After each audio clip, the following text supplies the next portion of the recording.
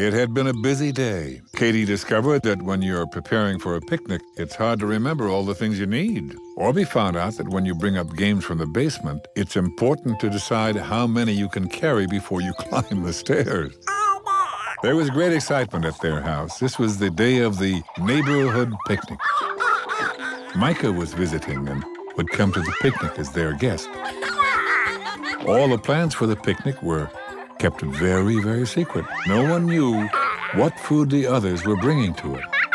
The children in each family had to make a picnic dish all by themselves.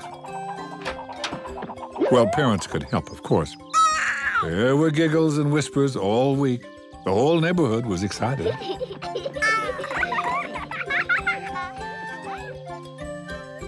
Katie and Orbie, with Micah's help, made jelly dessert squares.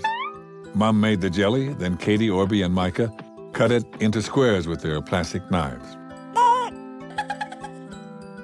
Some of the squares weren't exactly straight, especially Orbie's, and he was a little worried. But Katie told him that the picnic was all about having fun. Nobody would care if any of the squares were a little crooked. Micah put his arm on Orbie's shoulder and told him he liked Orbie's squares best. Orbie smiled. He felt much better. The three friends put the jelly dessert and the spoons and paper bowls and napkins in the basket. After their sunscreen rub-down, they were all ready.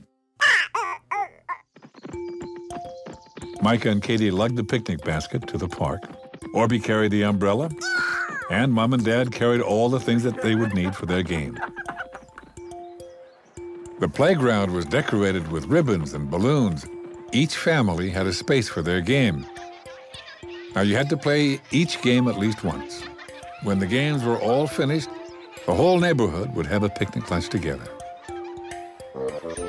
Most of Katie and Orbie's friends were there early in the morning setting up their areas.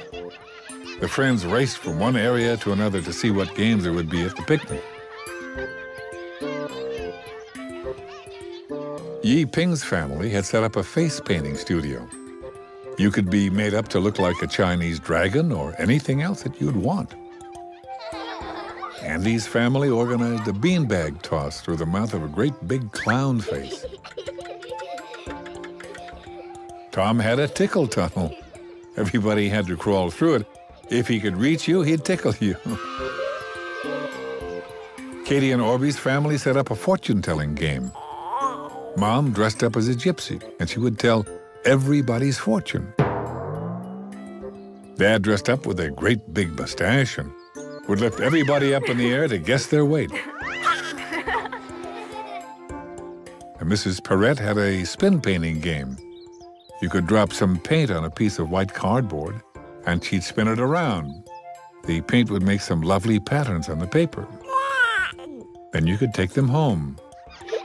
Bryn and Phoebe's dad was a photographer, and he would take pictures of everybody with their friends. He had a whole bunch of costumes for the friends to dress up in for the pictures. It was clear to everybody that the picnic was going to be a great deal of fun. You could see the games, but the food was kept a secret. No one knew what anyone else had prepared. When Mrs. Perrette rang the bell, the picnic officially began. Katie and Orbie looked at each other and just didn't know where to start. With all kinds of hoops and hollers, the kids raced to the game. Yi Ping was the first through the tickle tunnel, and her laugh made everyone else start laughing. Andy had his face painted like a fierce dragon, and it made him feel very brave and strong. Katie thought he looked excellent. Bryn found out that she was going to become a very important person and do something amazing with the rest of her life. Phoebe fooled Dad by weighing 5 pounds more than he thought. Micah dressed up as a jazzy drummer in a speckled jacket and was the first one to have his silly picture taken.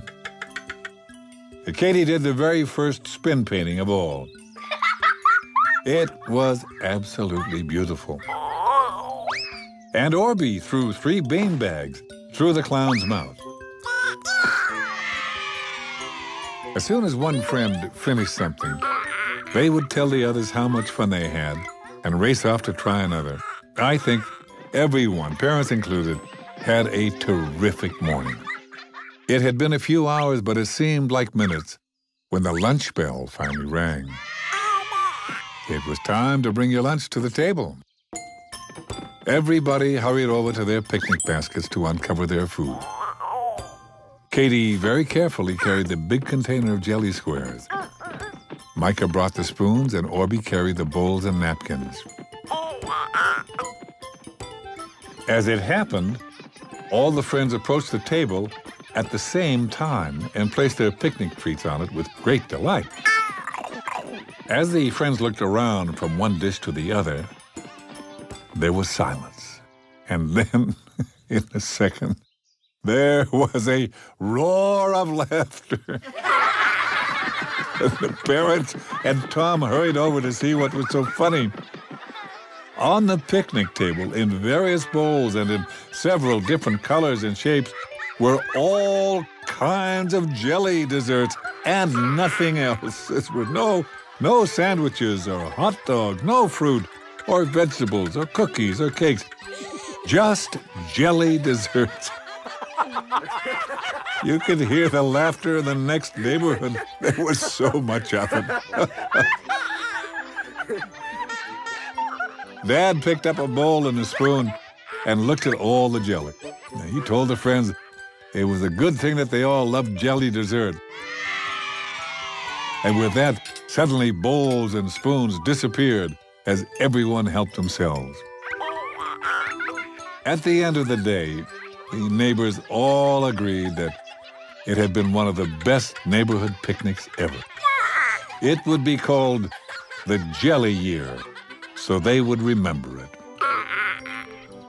And I hope if you ever have a neighborhood picnic, you'll remember the Jelly Year and have as much fun as Katie and Orbie did. I just know you will, because you are a terrifically fun person to be with.